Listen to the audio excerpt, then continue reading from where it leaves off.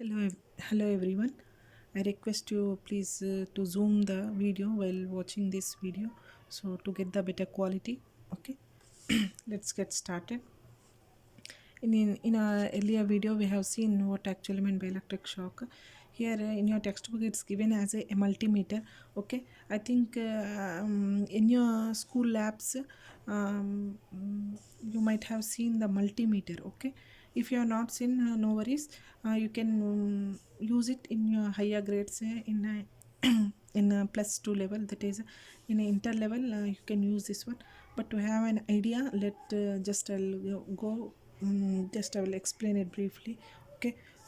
So a multimeter is an electronic measuring instrument. Means to measure electronic is an instrument, electronic measuring, that combines several measurement of functioning in one unit. You can see here it will have two knobs here. Okay, we'll have two knobs, that is a COM knob, that is common or ground pot, and we'll have the we'll have the other knob here. Okay, so here all the measurements, if you want to know the value of any resistance, or if you want to know the potential difference, anything else, we have to keep this, we have to turn these knobs accordingly. If you want to know the current, we have to keep that in the range, or if you want to know the resistance, so we have to play it in that range. Potential difference we have to place in that range, it will give the value here we can. So digital multimeter displays the measured value in numerals. Whatever the values we want to know, we have to connect it in these two terminals and we'll get the reading here. This is the multimeter. Okay, so a multimeter has three parts: display part. Okay, this is the display part. Will have selection knobs will be, and the ports. Okay, ports means this one will be the ports, and selection knobs, we have to turn the knobs whichever the whatever the we want to know the value of that, we have to turn it. Suppose resistance means we have to turn it to the resistance side. If we want to know the potential difference, we have to turn it to the potential difference. This is the digital. Okay, if you have in your school labs, it will be easy for you to understand. Okay, the display usually has 4 digit and the ability to display the negative sign also. Okay, selection knob allows the user to set the multimeter to read different functions such as milliamperes of current, voltage, and resistance. Okay, accordingly we have to turn it, the selection knobs. Okay, whichever, suppose if we want to resistance, I have to turn the knob towards the resistance side. If I want to turn the voltage side. If I want to know the amperes, I have to turn the knobs amperes side. Multimeter generally have two ports. One is usually labeled as COM, common, or ground. Here COM will be. This is where black test lead is connected. Okay, the other is labeled as a volt ohms. Okay, milliampere volt ohms port will be here, where the red lead is conventionally plugged in. It will be conventional, means it won't change, it will be there itself. Okay, most multimeter can measure AC quantities also, but AC circuits can be dangerous, so we measure only DC circuits, means a direct current values we can measure. AC means alternating currents, it is little bit difficult, so we won't use. Okay, now we'll see how these factors, so what are the affecting factors affecting the resistance of emittance. What are the different factors that affects the resistance, means what are the different factors that will be affected to the resistance. Okay, first factor we'll see temperature and resistance. We'll see first factor as a temperature and resistance. How the temperature will affect the resistance, means how the temperature will be, how the resistance will be affected by the temperature, means how, what the temperature, what is the effect of temperature on resistance. Measure the resistance of the bulb when it is open circuit using a multimeter. Okay, here we have seen here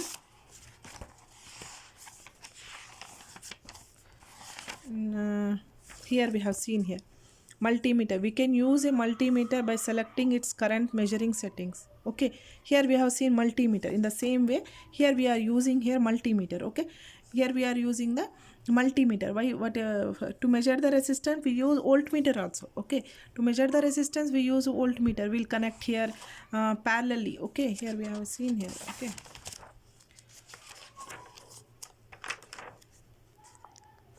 voltmeter is always connected in parallel to the resistor. Okay, but here what we are using the multimeter. Okay, we can use voltmeter also. So to measure the resistance of a bulb, set the multimeter as ohm meter. As we want to know the value of the resistor, as we want to know the value of the resistor ohms, we are placing the multimeter knob to 20 kilo ohms, means we are turning this selection knob, we are turning this selection knob to multimeter side, because we want to know the value of the resistance, so we are turning this knob to knob to here resistance side. Okay, resistance side. So place the multimeter knob to 20 kilo ohms, ohm meter. Okay, multimeter, we are turning knob of the multimeter to ohm side. Now place the leads of the multimeter on the terminals of the bulb. Okay, so what I'm doing here, the two terminals is there. No, here I will take this bulb. Okay, whatever the bulb resistance means, any electrical appliance, whether it may be fan, whether it may be some AC, or any electrical appliances, heater, fridge, anything else, whatever the electrical appliances we are using, that is nothing but the resistance. But we can't use here this one, only small resistors, very small bulbs, leds, this way we can measure it. So small resistance we are I'm using, suppose I'm using a small bulb. Okay, small bulb I'm using. I want to know the resistance, of that particular bulb. So I'll place the two terminals of the bulb to the two terminals of this multimeter, and I'll get the value here. Okay, so the same thing he's telling. I'll turn the knob to 20 kilo ohms and now place the leads of the multimeter on the terminals of the bulb. The meter will show one of the following readings. Here it's shown as 1, means either the multimeter will show 0.00 or the multimeter will show 1, or the actual resistance of the bulb. Okay, this one 0.00 or 1 it will show, or the resistance of the bulb. If it shows 1, okay, three conditions are there. Either it will show either 0, either it will show 1, or it will show the actual resistance of the bulb. When you will connect the resistance, suppose if I am taking this as a resistor, if I connect the two knobs of this multimeter here, the display will show 0, 1 or the actual resistance of the bulb. Suppose if the multimeter reading shows 1, if the multimeter reading shows 1 or displays OL, it's overloaded. Means overloaded means what? The knob you are using here 20 kilo ohms. The knob you are using here 20 kilo ohms, it's not sufficient because it is more than that. Means it is overloaded. So what we have to do? Definitely we have to turn on the mode. We have to turn the mode of that particular knob. Okay, we have to turn on the but you will need to try a higher mode such as 20 kilo ohms or 2 mega ohms, etc. Means before earlier we are turning the knob to 20 kilo ohms, but as the multimeter is showing 1 or overloaded, what we have to do? We have to increase that mode. Means that instead of 20 kilo ohms we have to use 200 kilo ohms or 2 mega ohms. Means it will give the value of that particular resistance in the on the multimeter. Okay, as it is overloaded it can't show the value. So means if the multimeter shows 1, it is overloaded, means it is an indication that the resistance which you are using, it's overloaded. You have to turn on the mode. Okay, we are turning the mode. So 200 kilo ohms or 2 mega ohms, then it will give the value. Suppose in case if the multimeter shows 0 means what you are using are nearly 0, then you need to lower the mode. Means the value which the resistance which you are using, it is very less. You need to lower the mode to 2 kilo ohms or 200 ohms. 2 kilo ohms or 2 mega. Means three conditions are there. 1, 0, actual resistance. If it is 1 means overloaded. If it is 0 means the load is bit, we have to lower the mode. Means the resistance which you are placing is not in correct range, so you have to lower it. Means you have to turn on the mode of that knob of that multimeter to 2 kilo ohms. Okay, so now what you do? Note the value of the resistance in your notebook. Connect the circuit with the components. So after that what it will give? If it is placed, if it is more, will turn. If it is less, again will turn. Okay, now we got the resistance of that particular bulb. I'm using the bulb. I'm using a bulb and I want to know the resistance of that bulb. So in order to know the resistance of that particular bulb, I am using the multimeter. Okay, in multimeter now I got the value of the resistance. Suppose something value I got. Okay, value I got. Connect a circuit. Now I know the value. So now I know the value. Some value. Suppose I am after connecting it to a after connecting the bulb to a multimeter, suppose I got the value as 2 ohms. I came to know that the resistance of this particular bulb is 2 ohms. Okay. Now, so I want to know that whether the value that is given by the multimeter is it correct or not? Is it correct or not? Okay. Suppose what I will do, switch on the circuit. Now I want to test it with the circuit. Now I have tested the value of this particular bulb with the multimeter. Okay, now what I am doing, I am connecting it to a circuit. Okay, I am connecting it with a circuit. After a few minutes, the resistance of the bulb, again as explained below. Note this value in your notebook. What difference do you notice between these two readings? The value of the resistance of the bulb in the second instance is more than the resistance of the bulb in open circuit. Okay, what I am doing is I am taking a bulb here. Okay, I am taking a bulb here. Okay, I have connected this bulb to a battery. Battery means combination of cells. I connected this one. Okay, this is a current is flowing from this direction. As it is flowing from this direction, this will consider as a positive terminal, and this will consider as a negative terminal.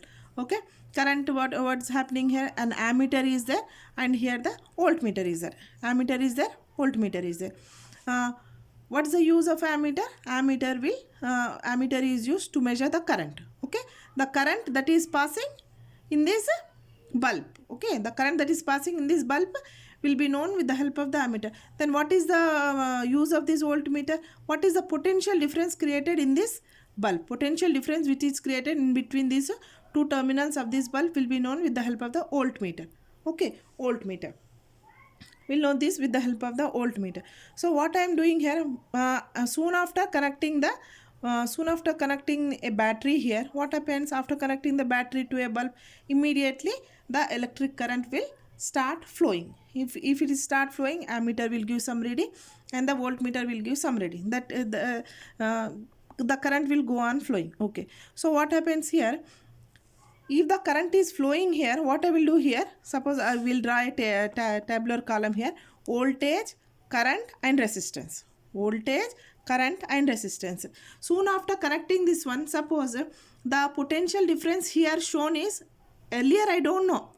I don't know, actually I don't know what is the potential difference here, what is the current flowing here, but with the help of the ammeter and the voltmeter I came to know the value. Suppose the value of potential difference here created in the bulb is 20 volts and the current created in this bulb is 10 volts. Okay, 20 volts and the 10 volts. So what will be the value here? 2 ohms. 2 ohms will be, means the value which we have measured with the help of this multimeter. Suppose this is 2 ohms, means by using the multimeter what we have measured is suppose the 2 ohms. Okay, so what I will do, I'll keep this circuit. This is a closed circuit or open circuit? This is the closed circuit. Okay, this is the closed circuit. So what I will do here, after some time what I will do, after some time I'll keep the same circuit for about 2 to 3 hours. Okay, I'll go somewhere else and I'll take a break or I'll do some other work and I'll come again. I'll check the values in ammeter and voltmeter. Okay, after 2 to 3 hours. Before 3 hours 20 volts and 10 amperes. Okay, after some time, means after 3 to 4 hours I'll come and check the ammeter and voltmeter, but the readings in ammeter and voltmeter will not be the same. In ammeter and voltmeter the readings will not be the same after 3 to 4 hours. Why? Because what is happening? Did I change any battery? No. Did I change any resistance? No, I did not do anything. But what is happening here? After 3 to 4 hours, due to the continuation flow of this current, the bulb here, it gets heated up. means after you might have been observed that if we take a 100 watts or a 60 watts bulb, and if it's continuously being glowing, what happen, the bulb, if it touch after 3 to 4 hours, it will get heated, means it gets heated up. Heated up means what is happening, the electrical energy which is flowing here, it is converted into light energy and turning into heat energy.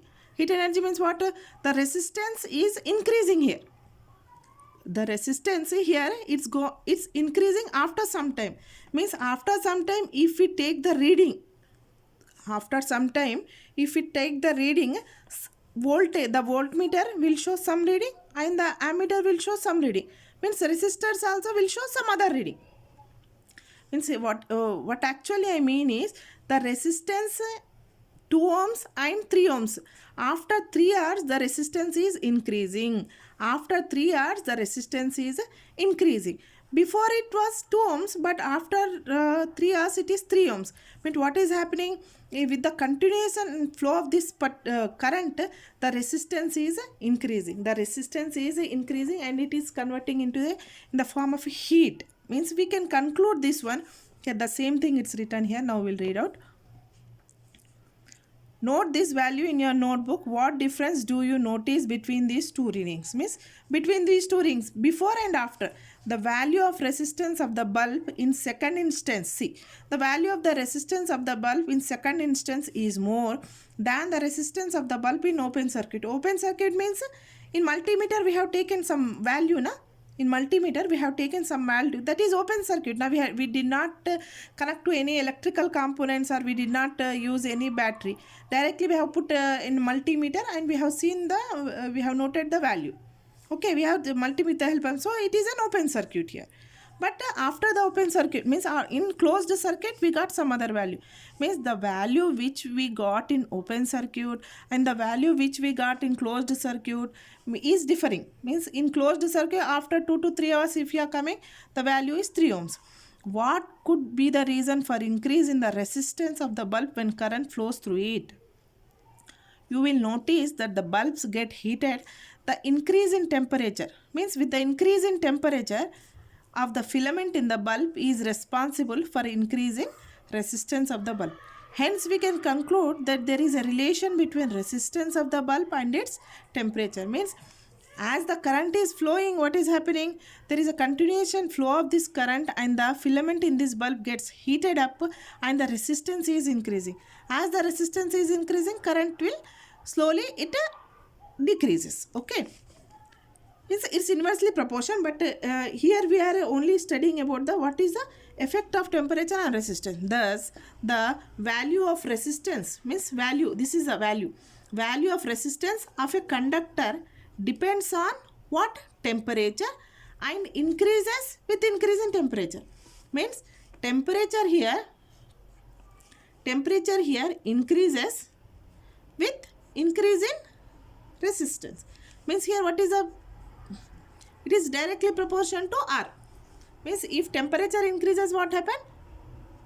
Resistance increases. If temperature decreases, resistance also will decrease. Means in your exam point of view, you can write aim.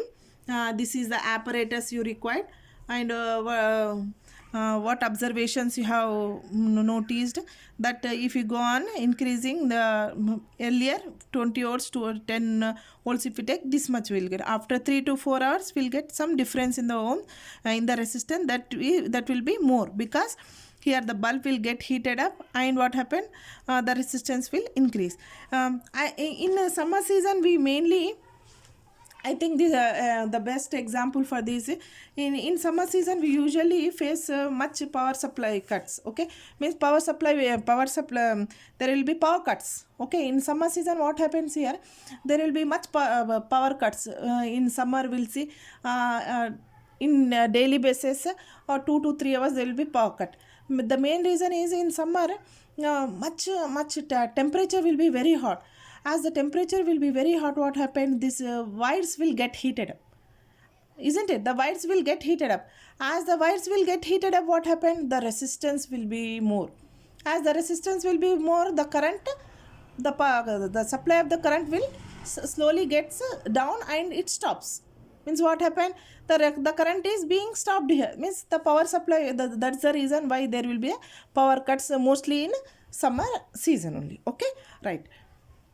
Next we'll see one more the small topic here, that is the nature of the material and resistance.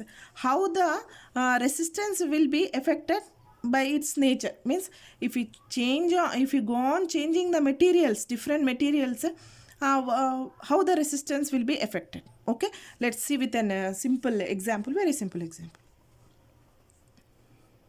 This is the activity 3. Collect different metal rods of the same length and same cross section area. Same length, it should be same length, same cross section area, area like copper, aluminum and iron, okay, etc. Make a circuit as shown. PQ are the free ends of the conducting wire. Okay, this is the PQ. Okay, these are the this is the conducting wire, this is the conducting wire, and in this conducting wire, now what you are using, some metal rods, means small, this is a metal rod. Okay, this is a metal rod. It should be of this much only, same length, that is copper should be of same length, aluminum should be same length, and iron should be same length. Okay, connect one end of the metal rod between ends PQ, switch on the circuit. Means PQ, this is the one metal rod, suppose copper, first we'll take it as a copper. So the one end of the copper will connect it to this wire, and the other end of the copper will connect it to this wire. Okay, connect one end of the metal rod between P and Q. Switch on the circuit. Measure the electric current using the ammeter connected to the circuit and note in your notebook. Repeat with other metal rods and measure the electric current in him. What do you notice? The values of the current are different for different metal rods for a constant potential difference. From this activity, you can conclude the resistance of a conductor depends upon the nature of the material. What happens of a resistor if we increase its length? Okay. So what I am doing, first I am taking a copper. Okay, different metal rods are connected. First I will take the one copper rod. Okay, copper rod. First we'll make a circuit. Okay, I'll take a battery, here plus, here minus. Directions are very important, so you better draw the direction, in which direction the current is flowing. So positive to negative direction, so higher potential to lower potential. Remember that always the current will flow from higher potential to lower potential, but the electrons will flow from lower potential to the higher potential. Okay, in this direction always the electrons flows opposite to the electric field, opposite to the electric field.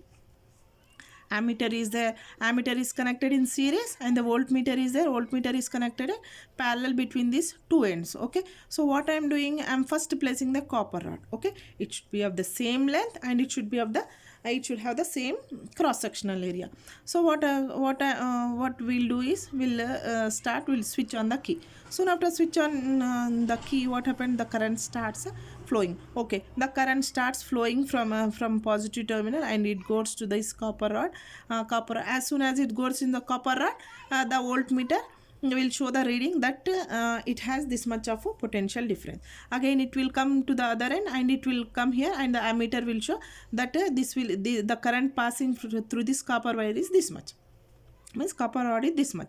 The current starts flowing through this terminal, and as soon as the current reaches here, it will show the potential difference. The voltmeter, we have connected voltmeter in parallel, so copper rod, so it will show some reading voltmeter. As soon as it flows again here, the ammeter, it will show the reading of the current, that this current rod is having this much of a current. Okay, so next time what I will do, again we'll use, better I will show it in a tabular form. Wait.